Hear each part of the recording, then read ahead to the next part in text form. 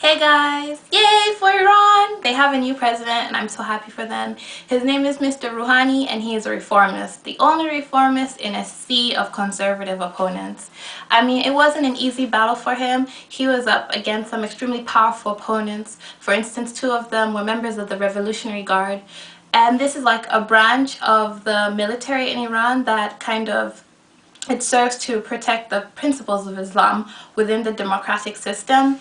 And then another one of his opponents was an extremely close ally of the supreme leader. So you can see what he was up against. But Mr. Rouhani was fortunate because one of the hopeful candidates that was barred from actually standing was a former president, and he threw his weight behind Rouhani. So he wasn't massively disadvantaged in relative to his other opponents, but he was still up against some giants. It was really interesting to kind of track the voting progress, because initially the voters were coming out in trickles and everyone started noticing that Mr. Rouhani kept getting more and more votes, and I could kind of understand their sentiments because it just looked like they're conservatives all around, and started thinking, really, am I just gonna go out there and vote for just another conservative, another replica of this madman who's leaving our office now? But I think when people started seeing that this was a possibility and this man could win, they started leaving their house and they started voting in droves, to the point where the voting hours had to be extended in several locations across the country. And it's really interesting that all of the candidates kind of prioritized getting the Iranian economy back on track. All of them were talking about getting jobs. All of them were talking about somehow managing to bring their currency back to normal levels. I mean, the Iranian economy has just been in free fall over the past 2 years. I mean, it's lost, what, 2/3 of its values in the past 2 years. Currently, it takes 39,000 rials to buy $1 American, and that's ridiculous.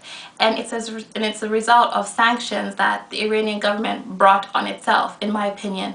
They refused to have negotiations on their nuclear program, and as a result, they were punished. And I mean, it's had horrendous effects. There were kind of sanctions put on exports. Actually, Iran exporting their crude oil. Their sanctions have hit the car industry. I mean, you can easily understand why their people are suffering.